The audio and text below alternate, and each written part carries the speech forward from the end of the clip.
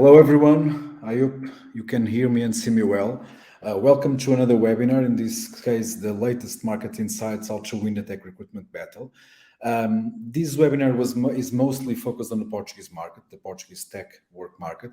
We'll be having Shem Mudlier, our invited guest today, to trade some ideas with us. But more than that, I really want you to also participate. Everyone that is seeing this webinar, please comment, tell us where you are from, ask questions, put your own remarks, your own comments. So let's try to make this as interactive as possible, because it's always much more interesting to share experiences and to make this into a participated webinar. So the first part of this webinar will be basically a presentation with some information about the Portuguese tech market, and also some of the tendencies and the trends that we think are relevant to win the tech recruitment battle in the times to come. Then we'll have this small discussion with Shem regarding what we have seen, and in the meantime we'll go for Q&A from you again, and trying to put all of you also on the stage. Okay, so let's move on. Okay, now sharing the screen. Hope that Murphy doesn't show up. Slideshow. Let me just confirm. Can please someone confirm that you can see the share in the chat or something like that? Because sometimes technology doesn't work. Okay, I'll assume everyone can see. Okay,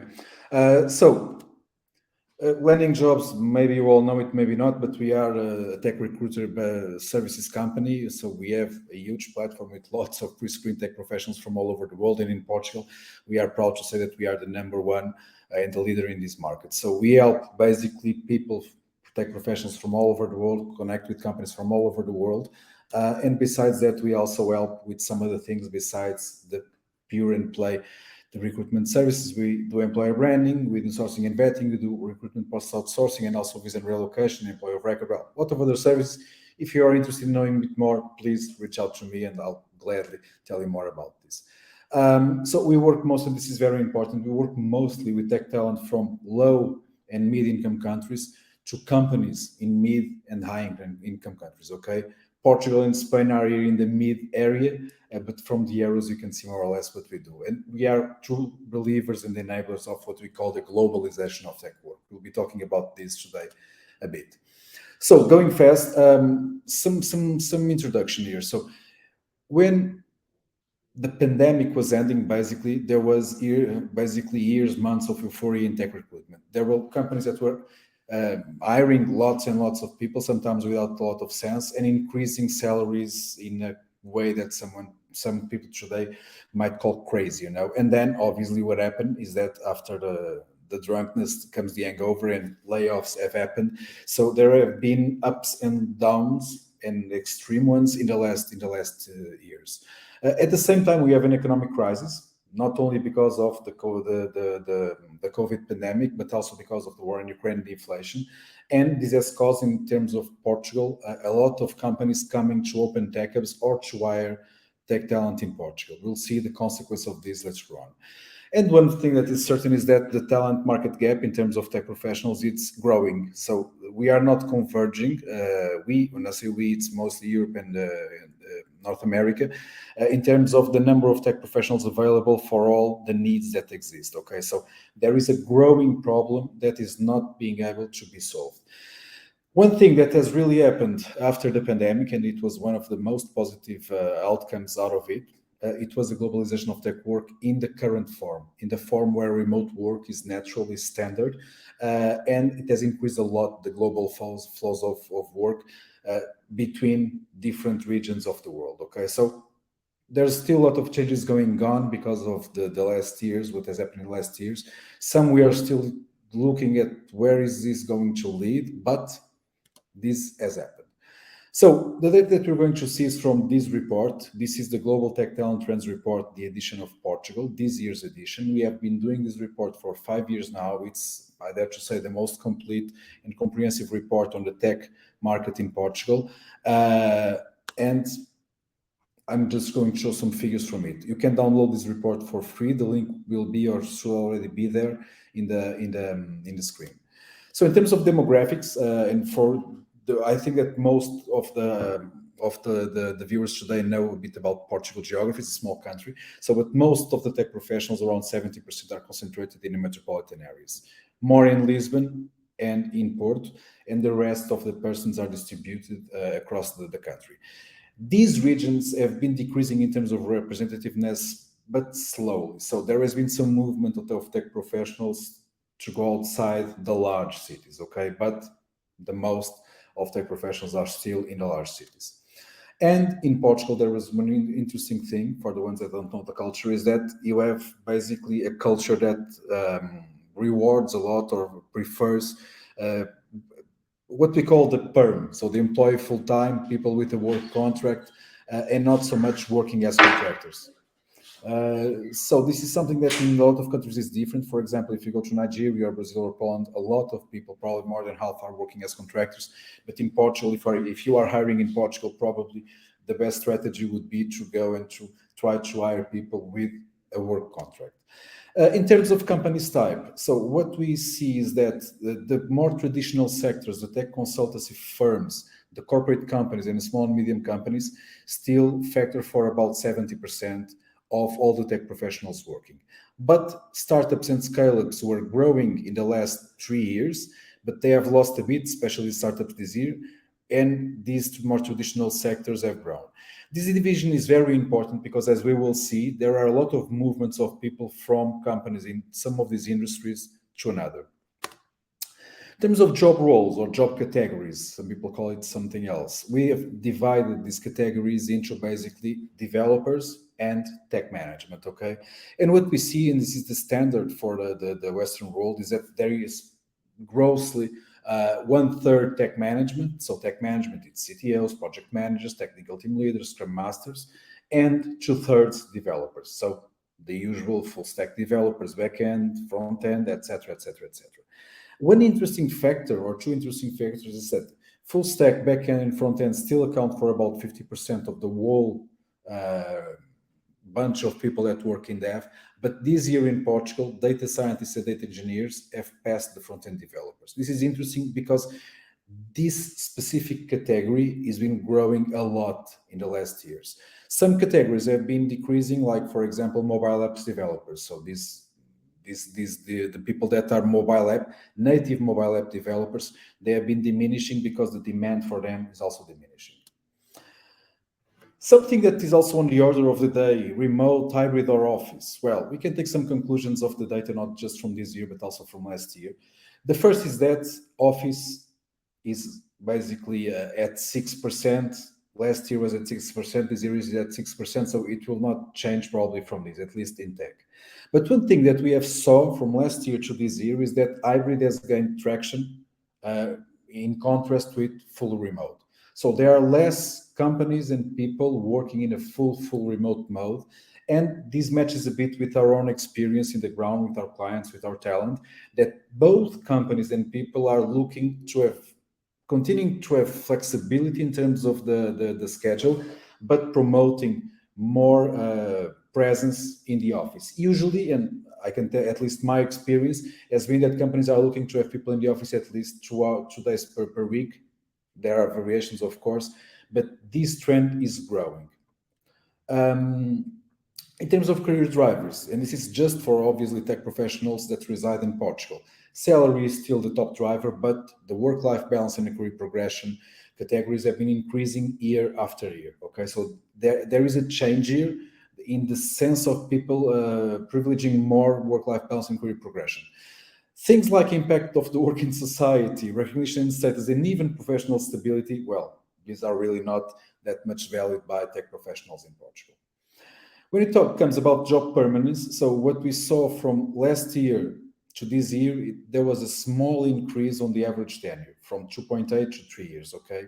And one interesting thing about this data is that it shows that the single most important and relevant factor, at least from the data that we gather from the respondents, towards retention, it's having children. It's not necessarily being married or single, it's having children. So this is interesting because sometimes when creating strategies for recruitment and who are we going to hire or not, this mix and knowing this data helps to create strategies not only for recruitment, but looking at the longer term of retention also. Well, now what you usually call a tale of globalization of tech work in Portugal. So the number of professionals from other countries, originary from other countries in Portugal, is growing slowly. It's at around 10%, and most come from South America and more specifically from Brazil. So around 90% of the tech professionals in Portugal are Portuguese in origin.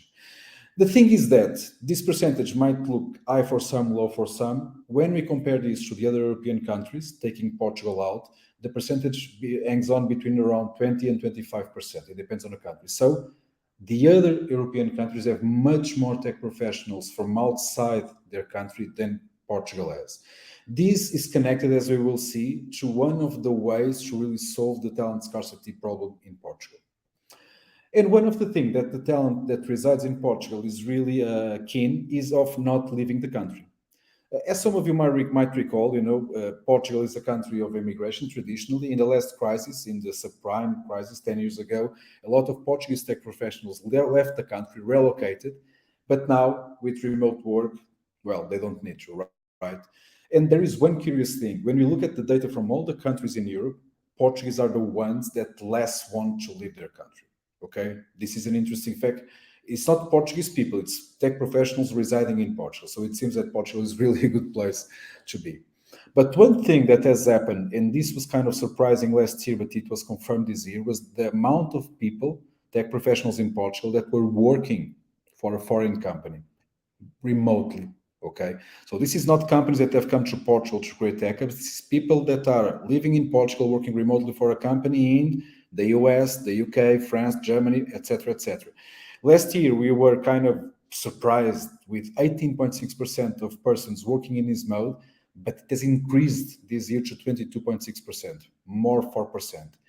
This is probably the single most drastic change in the Portuguese tech talent scenario, as we will see, because it has driven last year the growth in salaries to a staggering 36.5%. Now, I'm a computer science engineer myself, even though I diverged to management and marketing and everything else, and I have never seen something like this.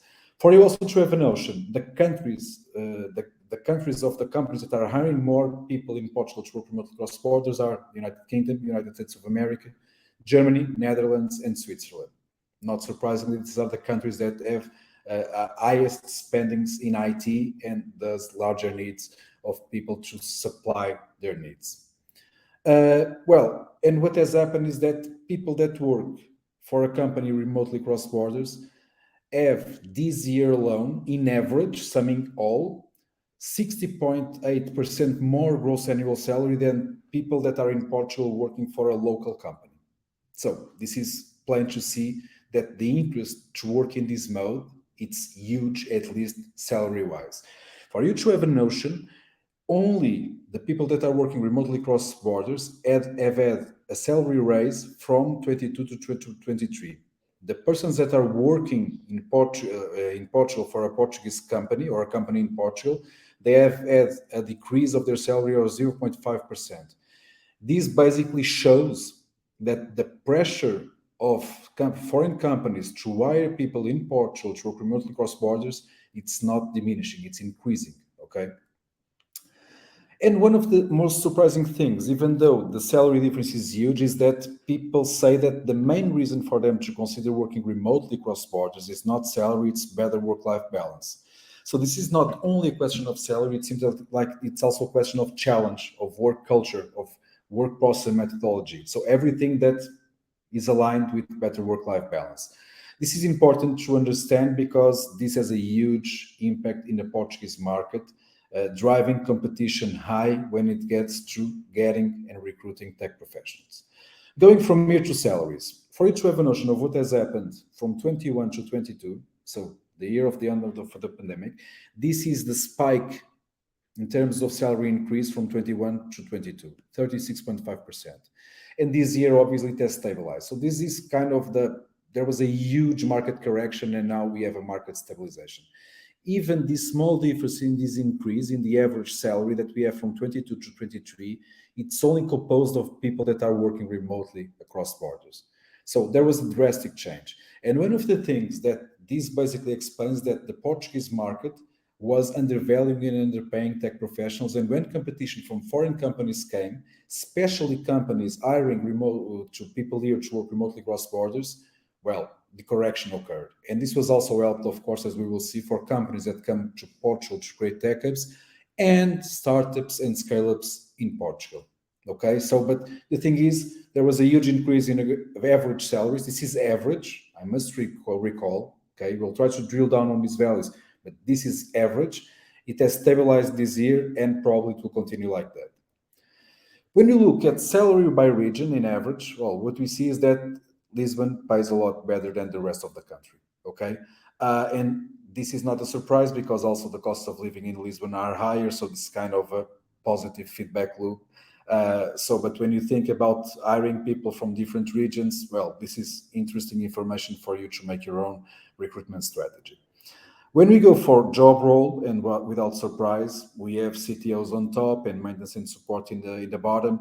But what we can say is that tech team leaders, Scrum Masters, and backend developers have had pretty good raises. We'll see more information about this below. And blockchain or Web3 or the DevOps engineers, they have very good salaries. These are niche positions. For you to have a notion, it's very hard for a Portuguese company to be able to find a DevOps and to hire DevOps in Portugal because almost all of them are working for foreign companies.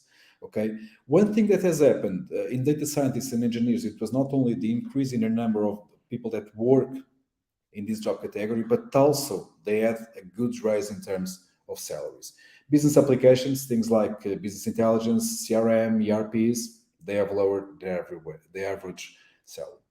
Well, when we go and we split these average salaries by experience, so less than 3 years, 3 to 6, more than 6, and by the kind of role, so developers and tech management, what we see is that, for example, a developer entry-level salary with less than 3 years, it's around 25,000 euros or 24. When it gets to 3 to 6 years, it's on 38, 39, and when it gets to more than 6 years, it tops at 50,000. These numbers include, obviously, people that work both for companies in Portugal and for companies abroad. So if you basically drill this down just for people working for companies in Portugal, the values would be lower. If you would only put people that work remotely for companies abroad, the values would be higher, okay? One interesting thing is that when we are in the intermediate section, the developers and the tech managers are more or less the same in average. Well, this table, I'm not going to go over it, but this is in the report. You can download it. This is one of the most sought for artifacts that is in this report because it basically shows by job category and experience level what is the average salary. Okay, so this table is mostly used to define recruitment policies in terms of salaries. Okay, I'm not going over these. It maps a lot of things. Some of them I've already mentioned. As you see, DevOps engineers, well, they are thriving as well as backend developers, okay? But I invite you to look at this information with care and probably you'll be comparing your own salaries with these ones. But again, mind that this is gross annual salaries that are averages for people working for companies abroad and companies in Portugal, okay? Oh, one important thing, we also provide the data that supports this report, anonymized, of course, if you want to do your own reports, your own calculations. The tech management role is the same, okay? This is just for full-time employees, also important to notice, both tables. There is also a table in the report for contractors that we don't have here. Okay, we're almost reaching the end of the numbers, okay? This is some information that I wanted to bring here. It's something that worries me a lot, is that the pandemic, by whatever reasons, has brought a huge increase on the salary gap between genders, okay? This is something that is very worrying because the data, the numbers were lowering year after year. So in 2021, basically men earned 16.2% more than women, but the trend was lowering. And in the end of the pandemic, and this year, there was a huge increase in the salary gap, almost doubling, okay? This is very preoccupating, and there are no immediately apparent causes for this. I have one theory of my own. I think that the opportunities that arrived, that came in these, especially in 2022, to change job were mostly for remote work to other country, and I think that there is a psychological thing here in terms of pattern of behavior, where women are more conservative and risk averse than men. Men, as I used to say, and well, I can speak for that, are a bit more brute, and they go without thinking so much. And this might have represented, but this is an hypothesis, a difference in the ability to grab or not these opportunities between, well, people from different genders. Of course, everyone is one different person, but in terms of general behavior, well, I would like to know your opinions about this. Some tips to also fuel the discussion after this. One of the things that we are seeing and that we are recommending our clients is if you don't have one, you need to define a recruitment strategy. So you should define who your target audience is for the needs that you have. You need to have your employer value proposition defined. You need to have salaries and perks defined. Usually, most companies have the salaries and perks, but when it comes to target audience, they try to target everyone. And when it comes to employer value proposition, sometimes, well, it's fuzzy, okay? One thing that is very important in a scenario with more and more competition, and with tech professionals not being so open to hear offers from companies, is you need not to try to please everyone. You need to select your targets, because if you go in to target the whole market, probably you'll get worse results. For sure, you'll get worse results. It's mandatory to have a recruitment strategy. And if you have one, revise it continuously, okay? You need to adapt because the market is changing really fast.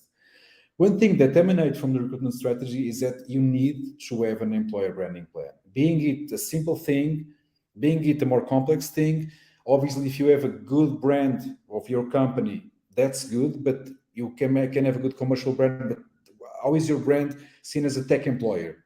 You need to work this, okay? You cannot just try to publish jobs in a job board or in LinkedIn, and a lot of people will show up. You need to have a strategy, and you need to define your game in terms of how you market yourself as a tech employer to the market. One thing that is also very important, and sometimes, this is sacrificed in some cases, it's minding candidate experience.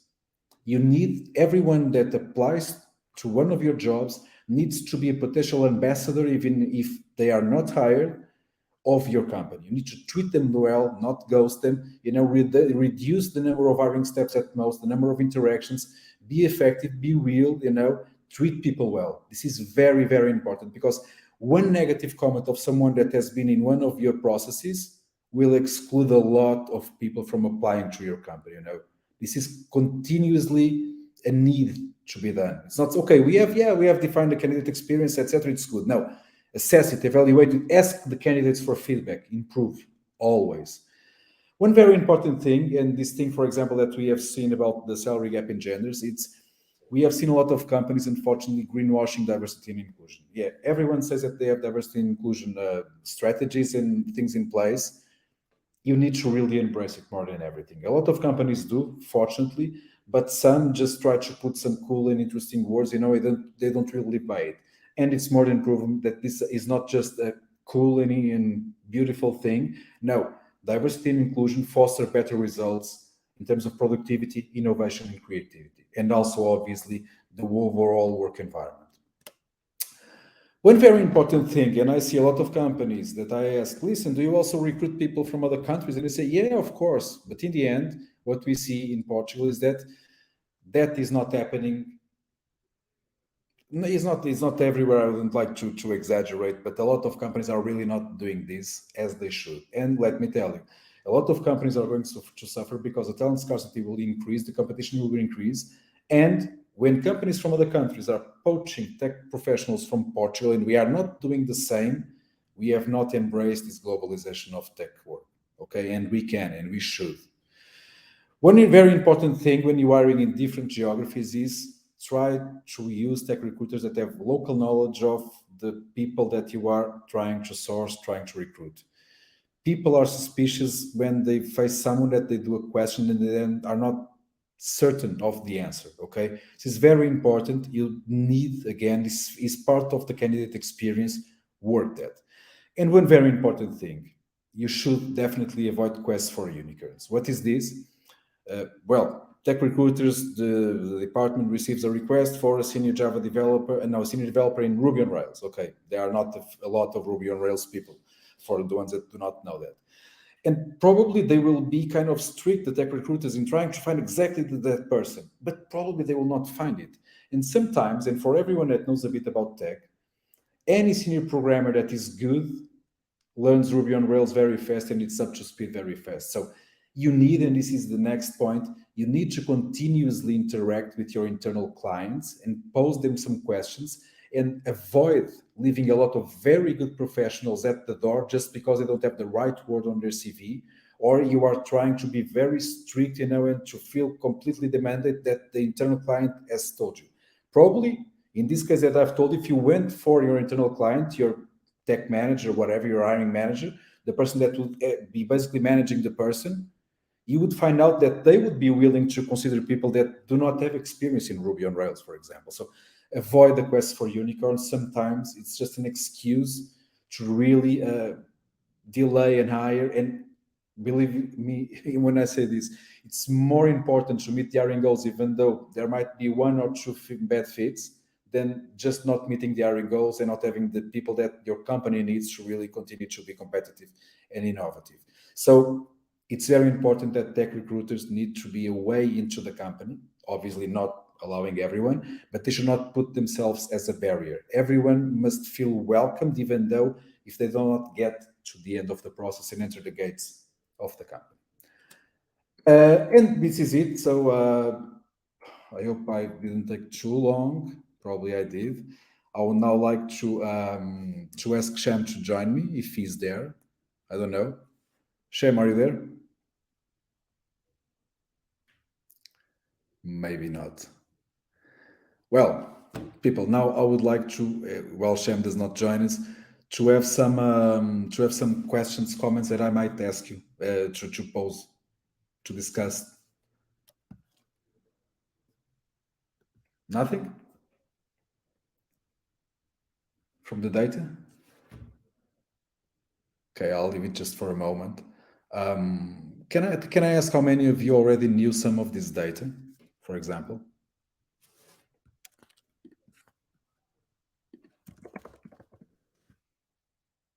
No, everyone is shy. Well, this was programmed to be 1 hour. Oh, okay. Shem is here trying to get out. Yeah, it's always cool. Oh, let me give you some other information that was not here. The company types that pay in average higher wages are startups and scale-ups. So it's interesting because 10 years ago, when there was no startups and no scale-ups, the thing that happened was that no one wanted to go and work for a startup and a scale-up, and that has changed a lot. And that says a lot about the changes that have been happening in the market. Some of the things that are also progressively happening, and what we see in our clients, it's they are considering more and more employer branding, and that's a very positive thing. Both employer branding and the diversity and inclusion initiatives have been happening more and more. I think that there's a lot of learning to be done here, but it's very good to see. And one very interesting thing that is also occurring is that, especially since the war in Ukraine, as I've mentioned, a lot of tech companies have come to Portugal. So the options for tech professionals are much wider than they were before. And this poses a huge challenge for Portuguese companies, because usually they do not have the margins or the capital that these companies are. So the recruitment game for a lot of Portuguese companies, for example, needs to be really revamped, because it will not be possible for most of them to compete by money. So we had Rodrigo Julião saying that he hadn't seen much of the data before coming in. Oh, and he's looking to get tired. But yeah, it's interesting also. In this webinar, the target was more the B2B, so the employers, let's say, than the professionals. But it's also obviously very good to have the perspectives from both sides. One of the things that we're also seeing is that the motivation of people from other countries to come to Portugal is increasing a lot. It seems like the trendiness that has been happening in terms of tourism, and also, well, some good publicity that Portugal has been having in the late times, has been bringing both tech professionals and also sometimes leaders from tech companies to Portugal. And, well, we have one problem in Portugal, for the ones that we probably all know, that is the currently the foreign service that issues the visas is in kind of a mayhem. but I think that that will be solved in a short term. Well, we have a question from Rui Pereira. How can I have access to the salaries differences between remote and local companies? Well, Rui, I can share and we can share the data. So we have this kind of open source policy regarding the data for this report, anonymized, of course, so that companies can do this division themselves. Because if we go for all the possible, divisions and possibilities and data crossings that might exist, it would be impossible for us to have a report, or it will have 1,000 pages. So, but there, basically, you can have this information. If you have more specific things, well, you can reach out to me, after the webinar, and I can try to see if there is something that I already have pre-calculated and share that data with you. Okay. The main goal of this report that we do every year is really reducing the asymmetry of information from the part of tech professionals and companies on one side, and also filling the gaps of sometimes not having enough information about what is happening, what are the trends regarding all these variables. Okay. So Shem is still trying to enter. This is hard. Good people, more questions or comments? Let's make this interactive.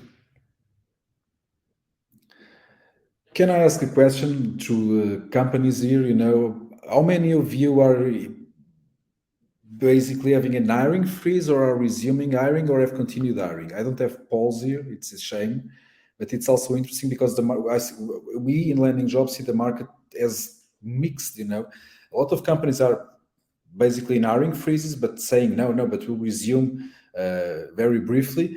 Some are saying, hey, we are just hiring for some positions, and some are just basically, okay, we want to hire 20, 30, 50 people because we are really going all in. Business has been basically good, but there's a huge difference. There's a low uniformity level in the market regarding recruitment nowadays, tech recruitment again.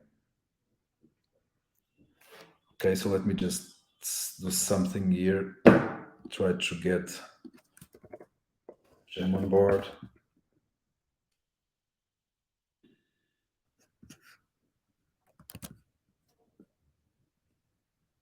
Okay, hiring plans severely scaled down. Okay. I've been hearing a lot of that. And what trends would you say we will be watching by the end of this year, beginning of 2024? Well, in terms of layoffs, and this is an interesting topic because, there's a lot of publicity regarding layoffs, but, well, the media, media. Nowadays, everything that smells a bit like blood, they will just put that completely in front. The interesting thing about layoffs is that when you go and you see the amount of people that was hired during 21 and 22 and the amount of people that was fired, well, it was a small percentage of people that were really fired. But obviously, when you talk about companies that have tens of thousands of people, large numbers appear. But what we are seeing also, and this also has a relationship with this movement of foreign companies to hire in Portugal, not only, but also, is that a lot of companies are basically correcting mistakes that they have done in the last 2 years, and they are replacing people that they have laid off with people usually from other countries that are more affordable and that can fill the needs. Portugal is in the crossroads here because, again, we have usually people here have good tech skills, they have good English, have good communication and work ethics. So it's a very appealing proposal. But when we think about trends, I think that the salaries will be stabilized. They will not go down. It's like inflation, So, but I think that the correction that existed from 22 to 23 will keep. I think that the hiring from foreign companies for people to work remotely across borders will increase. Okay, even though some people might find out that they are not suited to really work remotely across borders, but I think that those will be just a few. And I think that it will be progressively harder to really find people, at least I'm talking more about Portugal, okay, to find people that are willing to consider even changing, because with the stabilization of salaries, companies will be much more sourcing and recruiting people based on other differentiators, again, and the employer value proposition and the employer branding, it's where this comes on. But I think that the average duration of people in companies will increase. One of the things that I think will also happen is that most companies are not hiring juniors. And that's interesting because when you look at the tech talent market, it's a very imbalanced market when we go to people over 2 years of experience. So there's no people to be hired anywhere. Everyone is complaining. But the kids that leave college, they are complaining that no one gives them a job. So it's strange because it seems like everyone just wants seniors, but no one is really willing to bet on younger people and train them for them to be.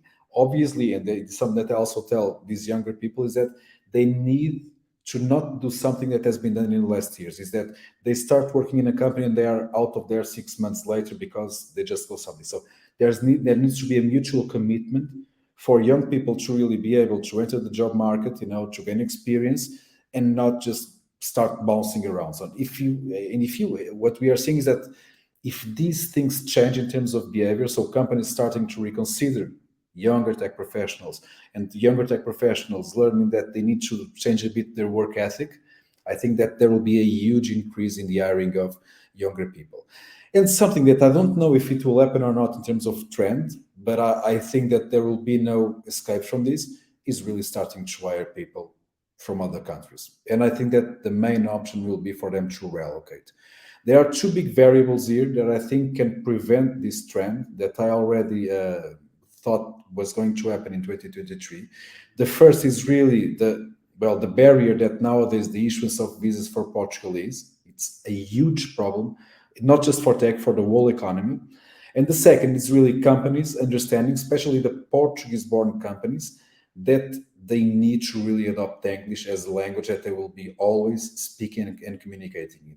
Because, and this happens a lot of times, people even consider, people in some companies consider people from other countries. But in the end, you can have a very good professional from Nigeria, let's say, and a not so good professional from Portugal, and the choice falls to this side. So there's a huge need to really change this. Shem, hey man. Finally.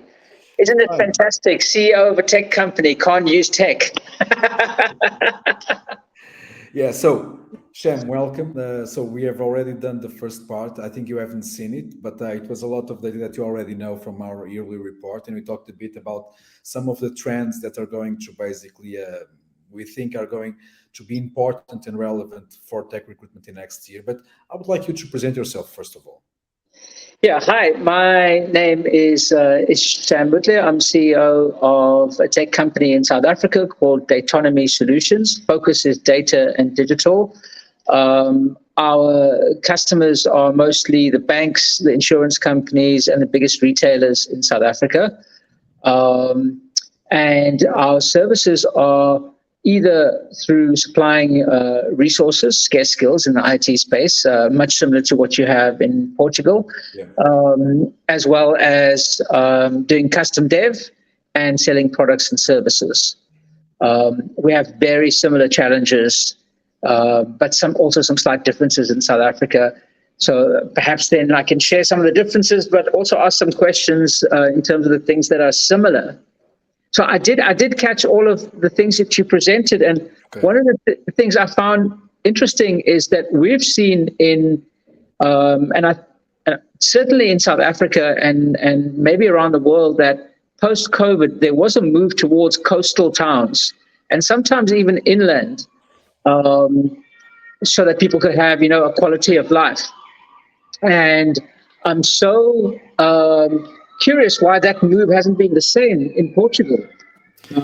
I think that it's because most of the population in Portugal it's in the coastal areas. So I think that the rebalancing of people. So the more desertified regions in Portugal are the interior. Okay, so basically the persons that with this remote work normalization nowadays wanted to have a better quality of life in terms of cost of living, a slower pace, more time, etc., etc. The choice was to go to the interior. I think that there is some difference here between the demographic dispersion of people in South Africa and Portugal. But as I was saying in the beginning, we also thought, especially in 21, 22, that this movement would be greater than what it was.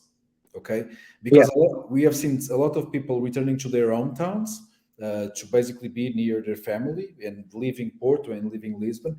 But we thought that the numbers were going to be more expressive. And nowadays with again a bit of the comeback of the hybrid mode, where people they can be a bit away but they cannot be 400 kilometers away. probably that movement of, going back to the interior will be a bit stopped. Yeah. Right? What we've seen is that the whole movement is very similar to a pendulum swing, where the power was all in the hands of corporate, and then came COVID, and the power shifted towards the talent.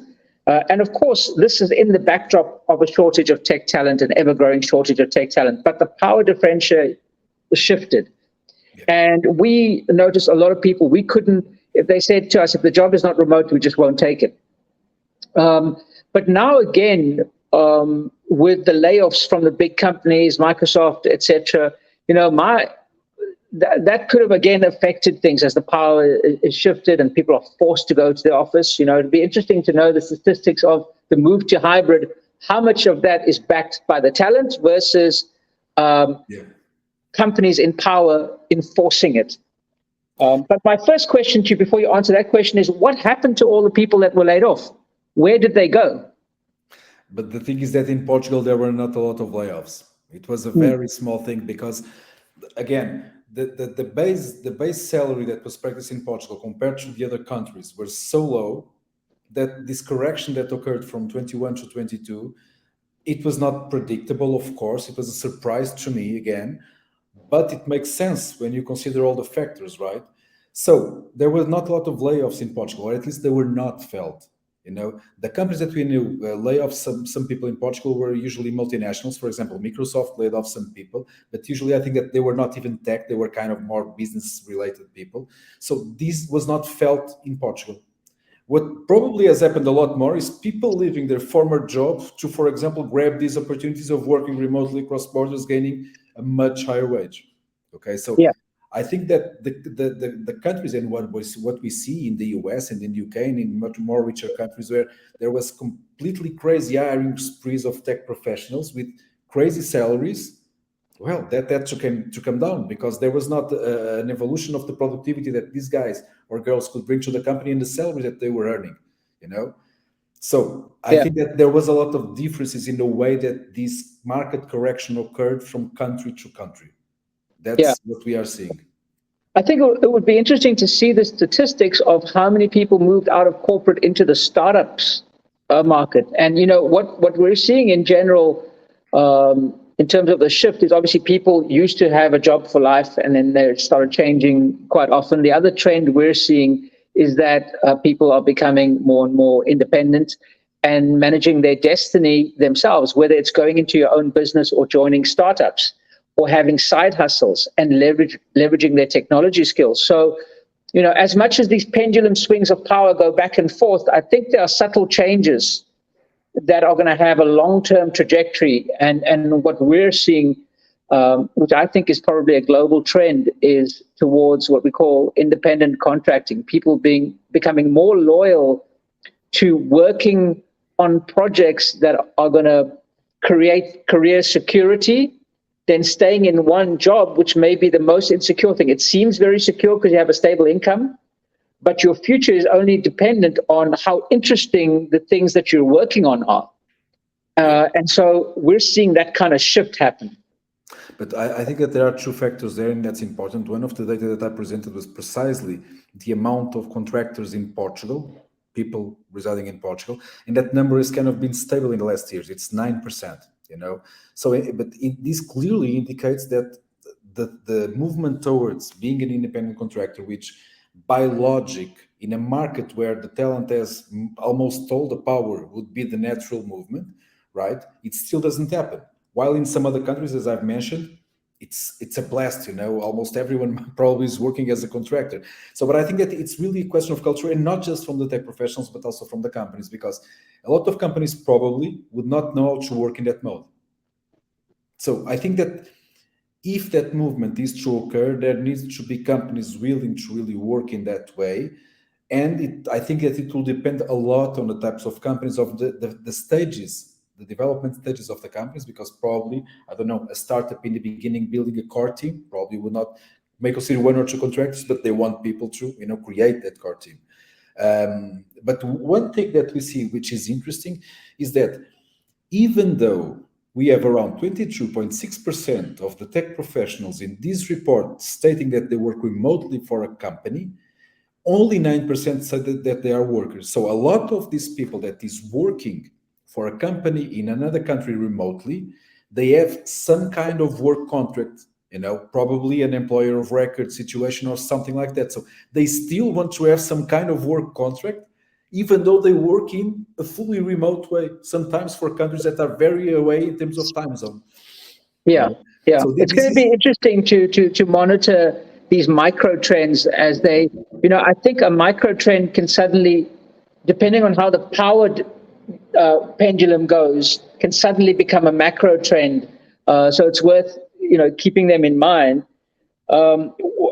Talking about trends, I mean, the other thing for us right now, I like the slide where you're talking about job roles and how data moved up the scale in terms of the demand, made a massive jump. And of course, now as demand for AI increases, the shortage of talent in the data space is going to be actually exacerbated, because we all know any conclusion, that a machine learning model makes is only as good as the data.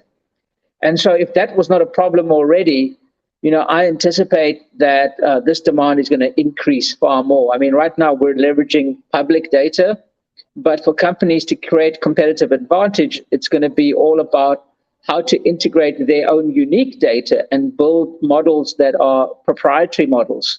But that is going to require a lot more data skills than, these publicly available solutions. Completely agree. I think that one of the reasons that data professions are increasing and I think that they will increase more in importance is precisely about everything that is happening around data. But let's go into André Soto's comment, that basically is asking if Portuguese companies are doomed to just hire recent graduates to then basically losing them sometime after that. I don't think that that's necessarily a certainty. What I think is that Portuguese companies will need to adapt themselves, and not just in terms of recruitment, but in terms of their business, to really be more competitive and generate more margins that could allow them to compete with these companies that are coming to Portugal. I think that every case is a case, obviously, but let me tell you this, and I work in the IT sector in Portugal since 1999. I believe that due to this, some Portuguese companies that work in tech are going to die. And I don't know if this is a good thing or a bad thing, because companies need to be profitable to work. And that's when it's fundamental. And if they don't have the raw materials, let's say in this case, the persons, the tech professionals, to deliver value, they will not be able to have revenues, they will not be able to pay salaries, they will not be able to hire, so they will fade. But the thing is that it's not just about salary, and that this is very important. It's something that it's often said, you have to go beyond salary, and that's true. But you need to have a minimum basis upon which you can put the rest of your differentiators on.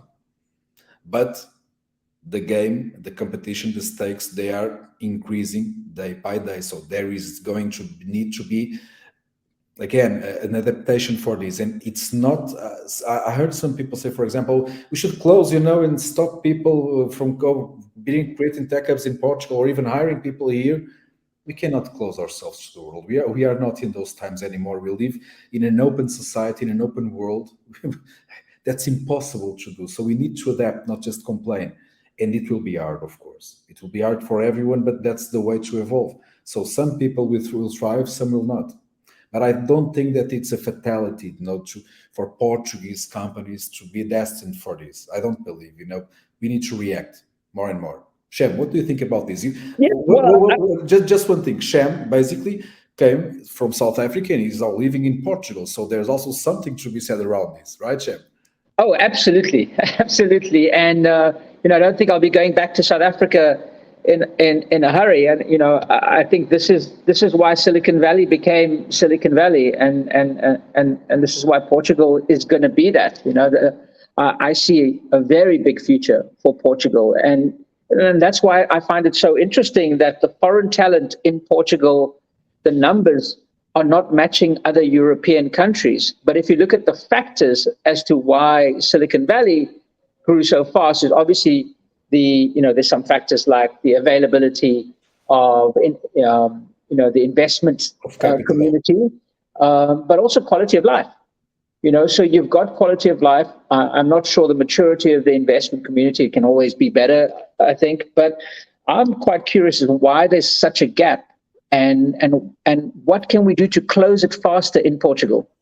Let me put my theory, okay? And I please, everyone that is here watching this, please also state your opinions. This is a subjective webinar, okay? Everyone should put their opinions. No one is going to be blamed about this. What happens here stays here. I think that we need to remember that Portugal 10 years ago was not nearly as attractive as it is today. 10 years ago, for example, if you would be going to those streets in the downtown Lisbon that are full of tourists, after 7 a.m. in a winter, people probably a bit suspicious of going there because it was kind of creepy, but kind of scary, A lot of buildings abandoned, no one in the streets, cafes and restaurants probably closed. So there was a huge change in the country, and tourism was the first factor that basically put something that was already here, but probably hidden, in the mouth of the world. And that was the beginning of the change.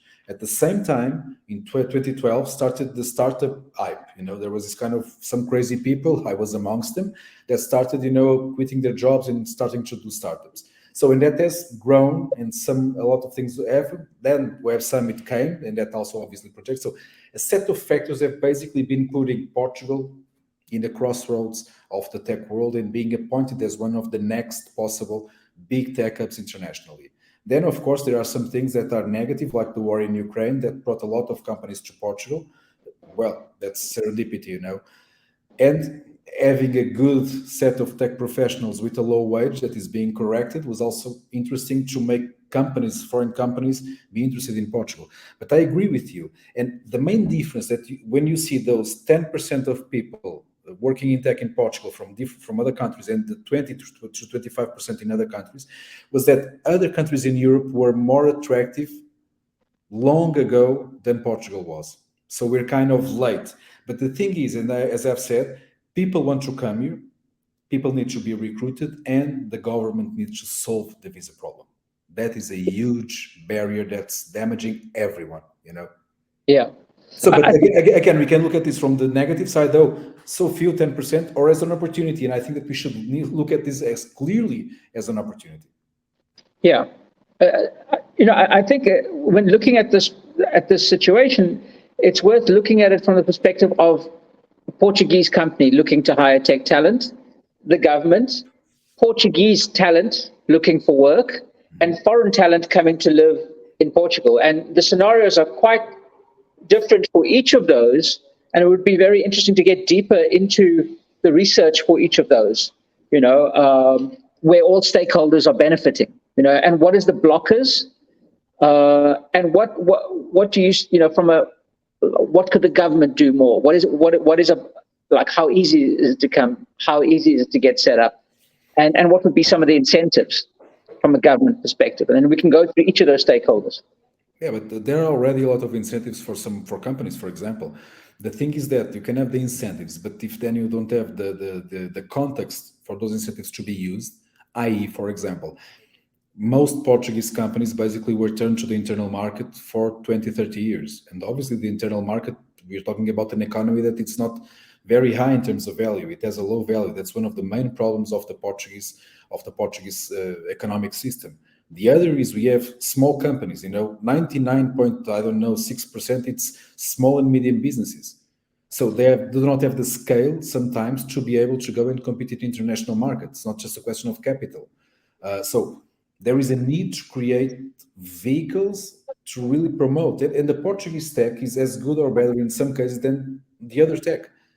The thing is, what do you do with that, And for that, I don't think it's so much the government. I think the government just needs to do what they need to do. For example, they have changed the law regarding startups to allow for something that were not possible. They should really solve this visa problem. They should, for example, try to help and incentivize the cities from the interior, the mid-cities, to also promote themselves and bring people and companies there. Because, for example, we have the case of Fundão, which is a city that has turned the tide completely from a very depressed region to basically a very thriving region just because they were able to attract companies and tech talent there. They have put 1,000 computer science engineers there, and it changed everything, you know. So there is a lot that can be done. But I think that more than all, I think that the biggest role is for companies. Hey, Jam's phone has collapsed. Sorry, I'm back. But I really think that it's up for companies, you know, to even learn a lot from the companies that are coming here, because again, there's very good things, you know, we having contact with these companies that are coming to Portugal, you know, that are more used to international scenarios, also piggybacking knowledge and experience and etc. It's fundamental to really change the way that we operate, because one of the things that is happening is the tech professionals in Portugal, they are adapting to this globalization of tech more and faster than companies. That's for sure. You know, that's my question, and I think I'm probably asking a question that many of the recruiters on the call who are from Portugal, who are looking for tech talent, is probably on their mind. If the foreign talent that's coming here is working for abroad, if Portuguese tech talent is going to start working abroad, then there's really going to be a challenge for Portuguese companies looking for talent. Yeah. And so my question is, what can Portuguese companies do?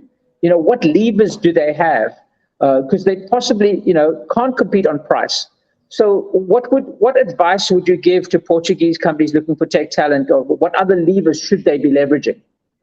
Well, some I've already told about. The first, and the thing that I really believe it's one of the ways that we should be playing this game, is to really hire people from other countries, both to work remotely across borders. Probably that's the best bargain, because you can hire people from countries that have much lower wages than Portugal, but you need to know how to work with these remote workers, let's say. So it's also a learning that most companies would need to do, or even relocating them here, you know. So that would be a first step.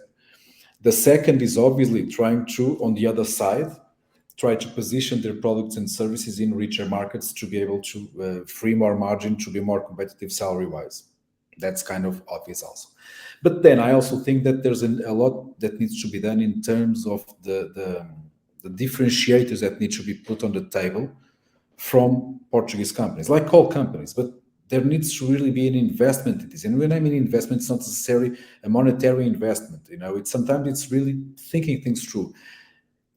Companies should have clear targets of people that they should try to poach, you know, where they would try to source tech talent from. What's their policy? What's the differentiators? How will they enthusiasm people for their company?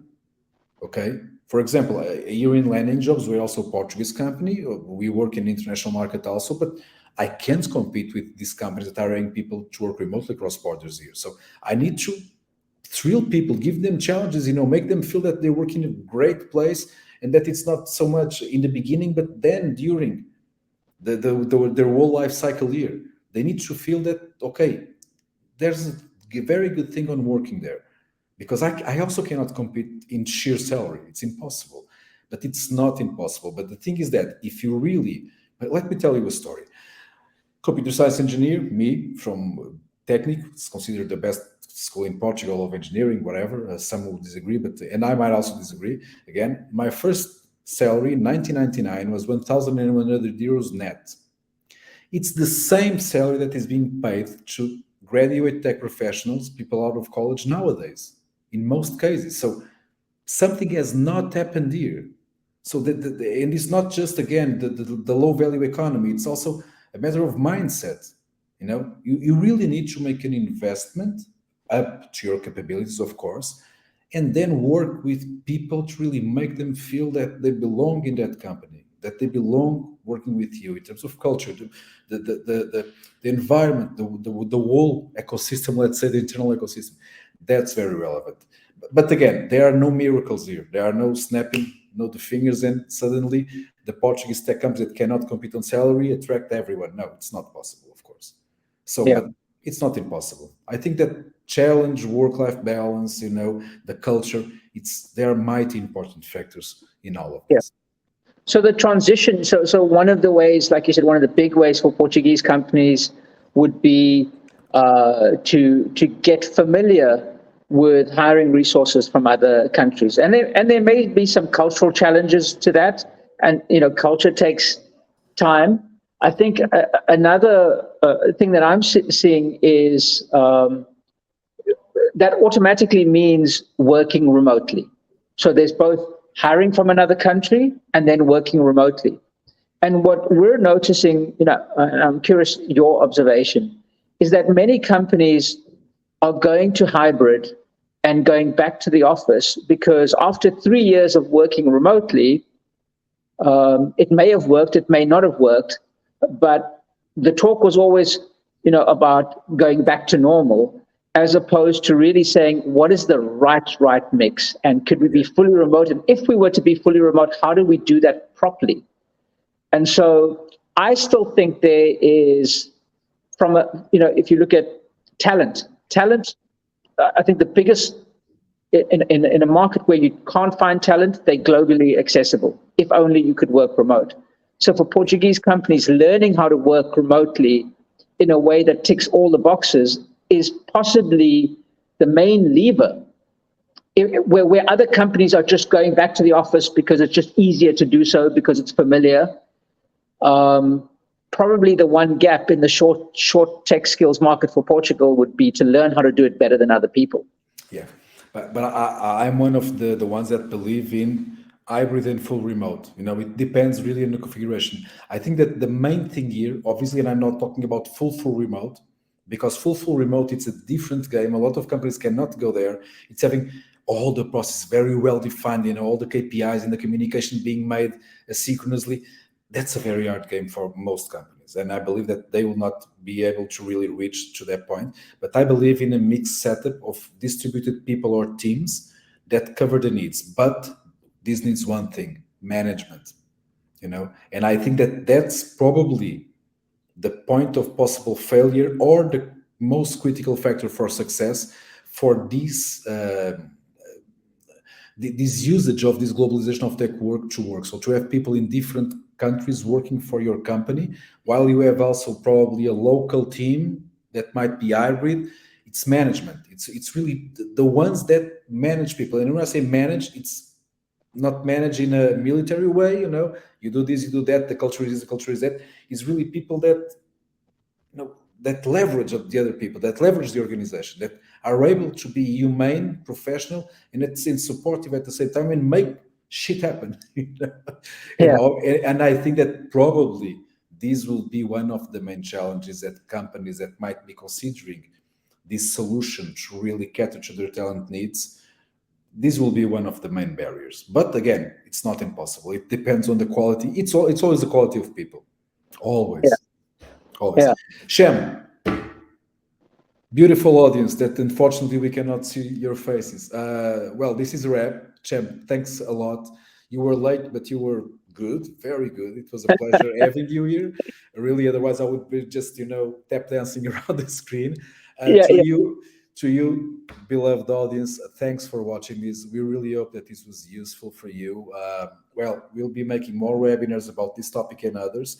Please communicate with us. You have the contacts. My email is there in the chat. Anything that we can be helpful, please reach out. If you want to know more about Landing.Jobs recruitment services, obviously that would be very interesting, at least for me. But I really hope that you have found this webinar useful, that you found the report also useful. Thank you. Have a great day. Shem, do your goodbyes. Thank you. I was going to squeeze something in because none of my clients are on this call, I can reveal a lot. And so there's one thing that I think may be useful. I want to go back to this unicorn thing, and it's the last thing that I'll say, but maybe it's interesting for tech talent recruiters on the call. So when my customers, and customers want the world, and they don't, they want a Ferrari on Volkswagen Trabant prices.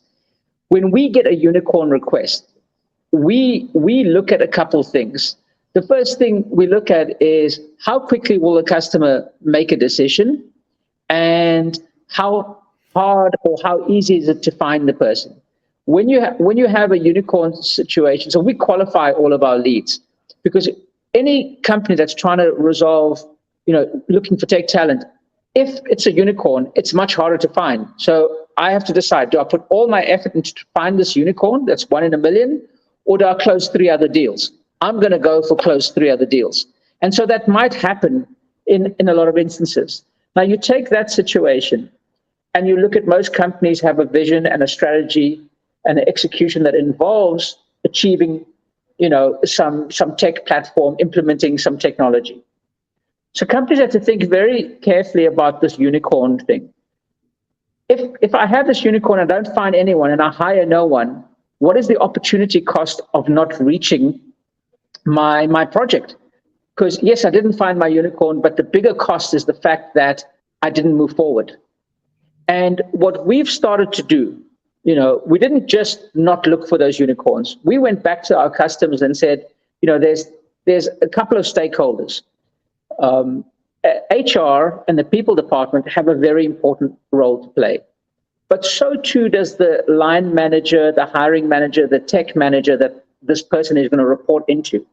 So we found it very critical to have a conversation between HR, the line manager, and with us, with our understanding of the market, of the availability and technologies that can be learned. Quite often, a good techie can learn a new skill quite easily.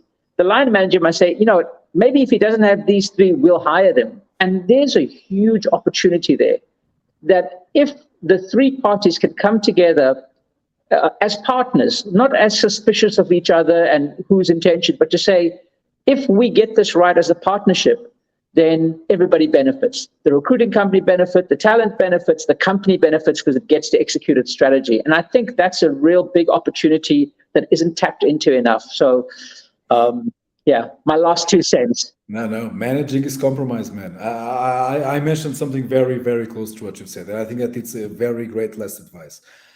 So now this is the end, my friends. Bye. Have a great life. Bye. Cheers, everyone.